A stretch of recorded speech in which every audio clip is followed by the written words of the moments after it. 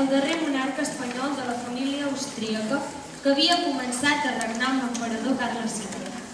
Per ocupar el tron d'Espanya van guerrejar un descendent d'ell, Carles d'Àustria, i Felip d'Anjou, net del rei de França.